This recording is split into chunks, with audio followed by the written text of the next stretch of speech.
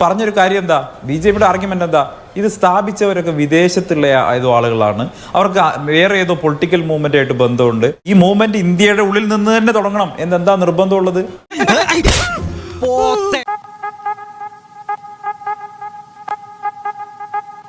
Delisha Sameer, Delisha cockroach Janata പാർട്ടിയെ പ്രതിനിധീകരിച്ചാണ് ഈ ചർച്ചയിൽ പങ്കെടുക്കുന്നത്.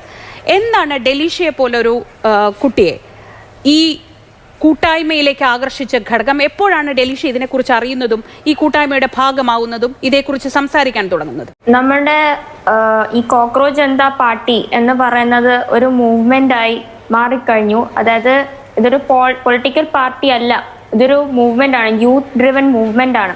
ആണോ? 12th പഠിക്കുകയാണോ? CBSE എന്ന് പറഞ്ഞതുകൊണ്ട് സ്കൂളിലാണെന്ന് മനസ്സിലായി. എത്ര വയസ്സുണ്ട് ഡെലീഷയ്ക്ക്? I'm 17 years old. BJPക്കെതിരെയാണ് പ്രധാനമായും ഈ ആരോപണങ്ങളൊക്കെ വരുന്നത്. അപ്പം വേറെ ഒരുപാട് രാഷ്ട്രീയ പാർട്ടികളുണ്ടല്ലോ, അവരുടെ ഒന്നും കൂടെ നിൽക്കണമെന്ന് തോന്നാതെ ഇങ്ങനൊരു മൂവ്മെന്റ് ഉണ്ടായപ്പോൾ അതിൽ ചേരണമെന്ന് ഡെലീഷയ്ക്ക് തോന്നാനുണ്ടായ കാരണം എന്താ? അതൊന്നും എനിക്കറിയാൻ മേല. ശ്രീ സന്ദീപ് വാര്യർ, ഇത് പ്രതിപക്ഷത്തിനും കൂടി എതിരായ വിമർശനമാണെന്ന് മനസ്സിലാക്കുന്നില്ലേ? ഇത് വാസ്തവത്തിൽ ശ്രീ രാഹുൽ ഗാന്ധി എത്രയോ കാലമായി പറഞ്ഞുകൊണ്ടിരിക്കുന്ന, അദ്ദേഹം നാട്ടിൽ പ്രചരിപ്പിച്ചുകൊണ്ടിരിക്കുന്ന, അദ്ദേഹം നാട്ടിലെ ചെറുപ്പക്കാരോടും കുട്ടികളോടും പറഞ്ഞുകൊണ്ടിരിക്കുന്ന കാര്യമല്ലേ? ഈ നാട്ടിലെ തൊഴിലില്ലായ്മയെക്കുറിച്ച്, അതല്ലെങ്കിൽ കേന്ദ്ര സർക്കാരിൻ്റെ അസഹിഷ്ണുതയെക്കുറിച്ച്, അഭിപ്രായ സ്വാതന്ത്ര്യമില്ലായ്മയെക്കുറിച്ച്, ഈ നാടിൻ്റെ ഭരണഘടന മുന്നോട്ട് വയ്ക്കുന്ന എല്ലാ മൂല്യങ്ങളെയും ലംഘിച്ചുകൊണ്ട് ഈ അടിച്ചമർത്തലൂടെ നാട് ഭരിക്കുന്നതിനെ കുറിച്ചൊക്കെ ശ്രീ രാഹുൽ ഗാന്ധി നിരന്തരം പറഞ്ഞുകൊണ്ടിരിക്കുകയല്ലേ? വോട്ട് ചോരിയെ കുറിച്ച് ഇതിനൊക്കെ ഇൻസ്റ്റാഗ്രാമിൽ വലിയ പിന്തുണയും ഇന്നത്തെ തലമുറ കിട്ടിയിട്ടുണ്ട്. അങ്ങനെയെങ്കിൽ അവിടെ ഒരു പരാജയം ശ്രീ രാഹുൽ ഗാന്ധിക്കും അദ്ദേഹം നയിക്കുന്ന പാർട്ടിക്കും ഏറ്റെടുക്കേണ്ടി വരും, ഒരു പരാജയത്തിന്റെ ഉത്തരവാദിത്വം. കാരണം ആ കുട്ടികൾക്ക് നിങ്ങളെയും വിശ്വാസമില്ല. എന്തുകൊണ്ട് അവരെ വിശ്വാസത്തിലെടുക്കാൻ, അല്ലെങ്കിൽ അവർക്ക് നിങ്ങളെ വിശ്വാസത്തിലെടുക്കാൻ കഴിഞ്ഞില്ല എന്നതുകൂടി അതിനോട് ചേർത്ത് പറയൂ. അങ്ങനെയല്ല ശ്രീജ, അങ്ങനെയല്ല. അത് നോക്കൂ, ഇപ്പോൾ പുറത്ത് വന്നിട്ടുള്ള പ്രതിഷേധത്തിന്റെ ആകെ തുക എന്ന് പറയുന്നത്, ഈ പ്രതിഷേധം ഇത് എന്നായാലും പുറത്തു വരേണ്ടതാണ്. ഇതിങ്ങനെ ഈ ആളിക്കത്തുന്ന, ഉള്ളിലിങ്ങനെ പുകഞ്ഞുകൊണ്ടിരിക്കുന്ന ഒരു അഗ്നിപർവ്വതം പോലെ പുകഞ്ഞുകൊണ്ടിരിക്കുന്ന നരേന്ദ്രമോദി സർക്കാരിനെതിരായിട്ടുള്ള വലിയ പ്രതിഷേധം ഒരു നിമിഷത്തിൽ അത് ആളിക്കത്തും പുറത്തേക്ക് വരുമെന്നുള്ളതിൽ ഒരു സംശയവുമില്ല. അത് ഏത് മൊമെന്റ് എന്നുള്ളത്, ആ ട്രിഗറിങ് മൊമെന്റ് ആണ് നമ്മൾ പ്രതീക്ഷിച്ചിരുന്നത്. അത് സ്വാഭാവികമായിട്ടും ഇന്നത്തെ ചെറുപ്പക്കാരായിട്ടുള്ള കുട്ടികൾക്കിടയിൽ ഈ കാര്യങ്ങളെക്കുറിച്ച് ബോധവൽക്കരണം നടത്തിയതിന് പുറകിൽ, അത് ജനങ്ങൾക്കിടയിൽ സംസാര വിഷയമാക്കിയതിന് പുറകിൽ ശ്രീ രാഹുൽ ഗാന്ധിക്ക് വലിയ പങ്കാളിത്തമുണ്ട്, പങ്കുണ്ട് എന്നത്തെ ഒരു സംശയവും വേണ്ട. നീ എത്ര പുളു വേണമെങ്കിലും അടിച്ചോ, പക്ഷെ കേൾക്കുന്നവർ കൂടി ദഹിക്കണം. എനിക്ക് വായി തോന്നുന്ന ഞാൻ പറയും. അതിന്റെ ട്രിഗറിങ് മൊമെന്റ് ആയിട്ട് വന്നത് വലിയ ഉത്തരവാദിത്തപ്പെട്ട സ്ഥാനത്തിരിക്കുന്ന ഒരു വ്യക്തി നടത്തിയിട്ടുള്ള പരാമർശമാണ്. അത് സ്വാഭാവികമായിട്ട് ഒരു സറ്റയർ മൂവ്മെന്റ് ആയിട്ട് മാറി. അത് വന്നത് ഇങ്ങനെയാണെന്ന് മാത്രം. അത് ഒരിക്കലും പ്രതിപക്ഷത്തിന്റെ പരാജയമാണെന്ന് ഞാൻ കണക്കാക്കുന്നില്ല. ഇപ്പൊ പ്രധാനമന്ത്രി നാട്ടിൽ എല്ലാവരെയും ഉപദേശിക്കുകയാണ്, എന്താണ്, ജീവിത ചെലവ് ചുരുക്കാൻ, സ്വർണം വാങ്ങാതിരിക്കാൻ, വിദേശയാത്രകൾ ചുരുക്കാൻ. എന്നിട്ട് അദ്ദേഹം ചെയ്യുന്ന എന്താ? അദ്ദേഹം ഏതും തരത്തിൽ മാതൃക കാണിക്കുന്നുണ്ടോ? അദ്ദേഹം ഇറ്റലിയിൽ പോയിട്ട് ഇറ്റാലിയൻ പ്രധാനമന്ത്രിക്ക് ചോക്ലേറ്റ് കൊടുക്കുന്നതും ഒരു നിലവാരമില്ലാത്ത രീതിയിൽ നമ്മുടെ രാജ്യത്തെ പ്രധാനമന്ത്രി മുന്നോട്ട്. ഇവന് കുറച്ച് ബുദ്ധി ഉണ്ടായിരുന്നെങ്കിൽ മന്ദബുദ്ധി എന്നെങ്കിലും വിളിക്കായിരുന്നു, അതും ഇല്ലാതായി. BJPയുടെ അല്ലെങ്കിൽ മോദി ഭക്തരായിട്ടുള്ള ആളുകളെ പ്രായം നിങ്ങൾ പരിശോധിക്കണം. അത് ഒരു ഫേസ്ബുക്ക് ഒക്കെ ഉപയോഗിക്കുന്ന, പ്രത്യേകിച്ച് ഫേസ്ബുക്കിലുള്ള ഒരു 40 വയസ്സിന് മുകളിൽ, അതായത് 2014 കാലഘട്ടത്തിൽ ഒരു 18 മുതൽ 21, 22 വയസ്സ് വരെ ഒക്കെ പ്രായമുണ്ടായിരുന്ന, അല്ലെങ്കിൽ 30 വയസ്സ് വരെ പ്രായമുണ്ടായിരുന്ന ആളുകളാണ് ഈ മോദി ഭക്തരായിട്ട് ആ കാലത്തുണ്ടായിരുന്നത്. ഇപ്പൊ അവരൊക്കെ പ്രായം ഏതാണ്ട് 40 വയസ്സിലേക്ക് എത്തി. പക്ഷേ 2014 ചെറിയ കുട്ടികളായിരുന്നപ്പോൾ ഇവിടെ ഇരിക്കുന്ന കോക്രോച്ച് ജനതാ പാർട്ടി ഡെലീഷയെ പോലെയുള്ള കുട്ടികൾ, അതായത് അടുത്ത തലമുറയും അതിന്റെ അടുത്ത തലമുറയും ഉള്ള കുട്ടികൾ, അവര് വാസ്തവത്തിൽ ഇപ്പോഴത്തെ കേന്ദ്ര സർക്കാരിന് പരിപൂർണമായിട്ടും എതിരാണ്. ഈ മോദി ഭക്തരായിട്ട് ഫേസ്ബുക്കിലുള്ള ആളുകൾ ചിലപ്പോൾ എന്റെ വാക്കുകൾ കേട്ട് ഉറഞ്ഞു തുള്ളുന്നുണ്ടാവും. കേട്ടുകൊണ്ടിരിക്കുന്ന BJPയുടെ മോദി ഭക്തരായിട്ടുള്ള ആളുകൾക്ക് വല്ലാത്ത മനപ്രയാസം തോന്നുന്നുണ്ടാവും. പണി ഞാൻ തരുന്നുണ്ട്. ഇനി ഇതിന്റെ സ്ഥാപകൻ ദേശവിരുദ്ധനാന്ന പുതിയൊരു വാദം ഞാൻ കണ്ടു ഇവർ ഉന്നയിക്കുന്നത്. അങ്ങനെയാണെങ്കിൽ എന്താ ഇത്രയും കാലം അദ്ദേഹത്തെ പിടിച്ച് അറസ്റ്റ് ചെയ്തിട്ടില്ല, എന്തേ നിയമ നടപടി സ്വീകരിച്ചിട്ടില്ല? അപ്പൊ ഇതെല്ലാം നോക്കൂ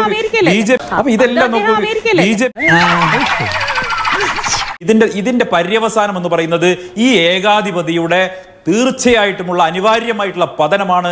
അത് ഈ രാജ്യത്ത് സംഭവിക്കുക തന്നെ ചെയ്യും, ഒരു സംശയവും വേണ്ട. ഇന്ത്യ എന്ന് പറയുന്ന മഹത്തായ ജനാധിപത്യ രാജ്യം, ഈ ജനാധിപത്യ രാജ്യത്ത് തീർച്ചയായിട്ടും ഈ ഏകാധിപതിയുടെ പതനം അത് ആസന്നമാണ്. എന്നാണ് ഈ പറയുന്നത്? എന്നാൽ അത് കുറെ കൂടി റിയൽ ആയിട്ടുള്ള ഒരു പൊളിറ്റിക്കൽ മൂവ്മെന്റ് ആയിരുന്നെങ്കിൽ എന്ന് ഞാൻ ആഗ്രഹിച്ചു പോവുകയാണ്.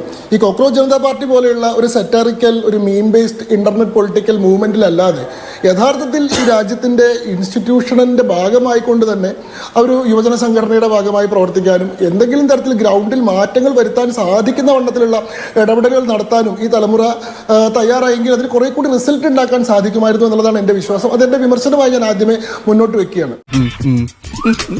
ഇവിടെ ഈ കോക്രോച്ച് ജനതാ പാർട്ടി എന്തുകൊണ്ട് വിമർശിക്കപ്പെടുന്നു എന്ന് ചോദിക്കുമ്പോൾ സ്വാഭാവികമായിട്ടും അവർ ഉന്നയിക്കുന്ന വിഷയങ്ങളും അവർ പറയുന്ന അതിനേക്കുള്ള അവരുടെ നടപടിക്രമങ്ങളും തമ്മിൽ യാതൊരു ബന്ധവും കാണുന്നില്ല എന്നുള്ളതാണ്.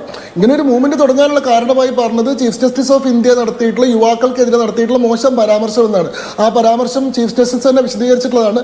നിങ്ങളെല്ലാവരും അത് കേട്ടിട്ടുണ്ടാവും. അത് ഫേക്ക് ലോ ഡിഗ്രിയുമായി ബന്ധപ്പെട്ടിട്ടുള്ള ഒരു കേസിൽ തെറ്റായിട്ടുള്ള രേഖകൾ കൊടുത്തുകൊണ്ട് തെറ്റായിട്ടുള്ള സർട്ടിഫിക്കറ്റുകൾ സമർപ്പിച്ചുകൊണ്ട് ലീഗൽ പ്രൊഫഷനിലേക്ക് ആളുകൾ കടന്നു കയറുന്നതിനെതിരെ നടത്തിയിട്ടുള്ള വിമർശനമാണ്.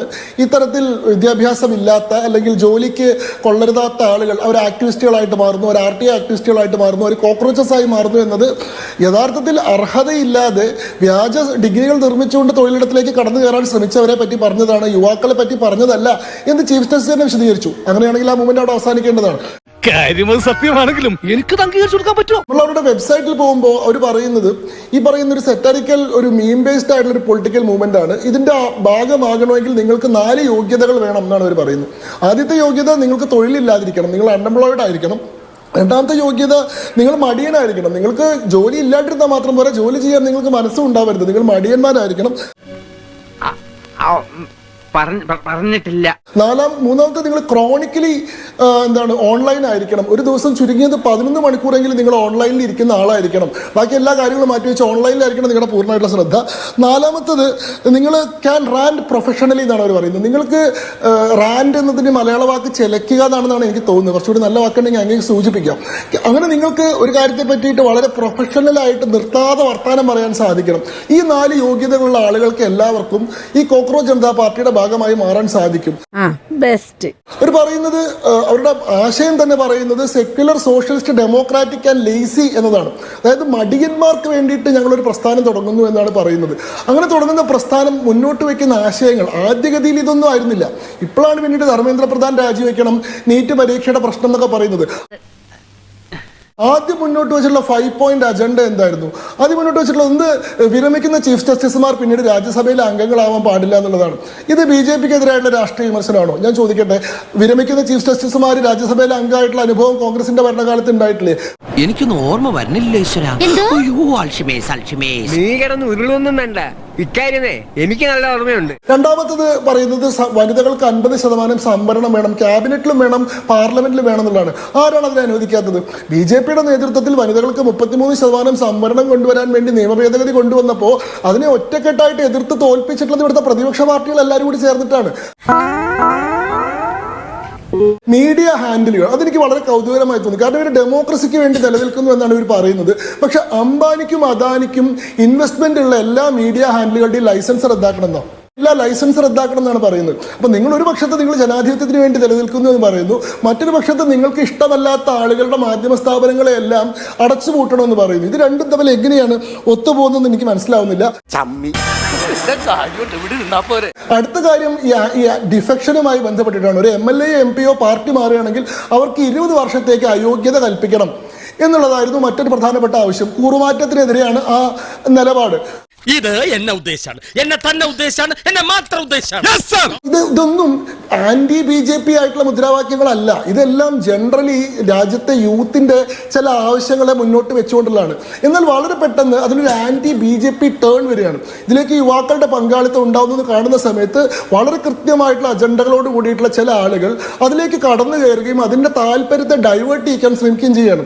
100% ഞാൻ യോജിക്കുന്നു. നമ്മൾ അതിന്റെ രാഷ്ട്രീയ മുഖം എന്താന്ന് നോക്കുന്നു. അപ്പൊ സ്വാഭാവികം മനസ്സിലാവുന്നു ഇന്ത്യയിലെ യുവാക്കളുടെ രോഷത്തെ അല്ല ഇത് പ്രതികരിക്കുന്നത്. കാരണം ഇതിന്റെ ഫൗണ്ടേഴ്സ് ആയിട്ടുള്ള ആൾക്കാർ ഇന്ത്യയിലുള്ള ആൾക്കാരല്ല. ബോസ്റ്റൺ സർവകലാശാലയിലുള്ള ഈ അഭിജിത് ദീപ്കെ എന്ന് പറയുന്ന ആളാണ് ഇതിന്റെ സ്ഥാപകൻ. ഈ അഭിജിത് ദീപ്കെ ആരാണ്? അദ്ദേഹം ആം ആദ്മി പാർട്ടിയുടെ കമ്മ്യൂണിക്കേഷൻസ് വിഭാഗം മേധാവിയായിരുന്ന ആളാണ്. 2018 തൊട്ട് 2020 വരെ ആം ആദ്മി പാർട്ടിയുടെ കമ്മ്യൂണിക്കേഷൻസ് വിഭാഗം ഹെഡായിരുന്ന ആളാണ്. 2020 മുതൽ 2022 വരെ ചീഫ് മിനിസ്റ്ററുടെ ഓഫീസിലെ കമ്മ്യൂണിക്കേഷൻസ് വിഭാഗം നിയന്ത്രിച്ചിരുന്ന ആളാണ്. അതിനുശേഷം എഡ്യൂക്കേഷൻ മിനിസ്റ്റർ ആയിരുന്ന മനീഷ് സിസോദിയുടെ കമ്മ്യൂണിക്കേഷൻ കമ്മ്യൂണിക്കേഷൻസ് അഡ്വൈസറായി പ്രവർത്തിച്ചിരുന്ന ആളാണ്. ആം ആദ്മി പാർട്ടിയുടെ ഇലക്ഷൻ വാർഫെയർ അല്ലെങ്കിൽ അതിന്റെ വാർ റൂമിനെ കൺട്രോൾ ചെയ്തിരുന്ന ഒരാളാണ് അദ്ദേഹമാണ് ബോസ്റ്റണിൽ പോയിട്ട് ഈ മൂവ്മെന്റ് തുടങ്ങുന്നത്. സ്വാഭാവികമായിട്ട് എന്താണ് ഇത് ആം ആദ്മി പാർട്ടിയുടെ ഒരു പൊളിറ്റിക്കൽ മൂവ്മെന്റ് ആണ്. പറഞ്ഞൊരു കാര്യം എന്താ, BJP-യുടെ ആർഗ്യുമെന്റ് എന്താ, ഇത് സ്ഥാപിച്ചവരൊക്കെ വിദേശത്തുള്ള ഏതോ ആളുകളാണ്, അവർക്ക് വേറെ ഏതോ പൊളിറ്റിക്കൽ മൂവ്മെന്റ് ആയിട്ട് ബന്ധമുണ്ട്. ഇതൊക്കെ നമ്മൾ കണ്ടിട്ടുള്ളതല്ലേ. അപ്പൊ ഈ മൂവ്മെന്റ് ഇന്ത്യയുടെ ഉള്ളിൽ നിന്ന് തന്നെ തുടങ്ങണം എന്നെന്താ നിർബന്ധമുള്ളത്? ഇതിങ്ങനെ വെറുതെ വിട്ടാ പറ്റില്ല. റോസപ്പ് പോലുള്ള കവിള എനിക്ക് കൊതിയായിട്ട് പാടില്ല. ഞാൻ എന്ന് രണ്ടെണ്ണം പൊട്ടിച്ചിട്ട് ഓടിയിട്ട് വരാം. എന്നെ ഒന്ന് അനുഗ്രഹിച്ചേ. ഒരു പക്ഷേ ഇവർ ഒരു മൂവ്മെന്റ് ആയി, ഇത് രണ്ട് തരത്തിലാണ്. ഒന്നുകിൽ ദിവസങ്ങൾക്കകം ഇവർ മാഞ്ഞു പോവും, അല്ലെങ്കിൽ ഇവർ രൂപാന്തരം പ്രാപിച്ച് ഒരു രാഷ്ട്രീയ മൂവ്മെന്റ് ആയി മാറുമായിരിക്കും. അങ്ങനെയെങ്കിൽ കോൺഗ്രസ് അപ്രസക്തരാവുന്ന ഒരു സാഹചര്യം കൂടി ഉണ്ടാവും. കാരണം അവർക്ക് കോൺഗ്രസിനെ വിശ്വാസമില്ല, പ്രതിപക്ഷത്തെ വിശ്വാസമില്ല.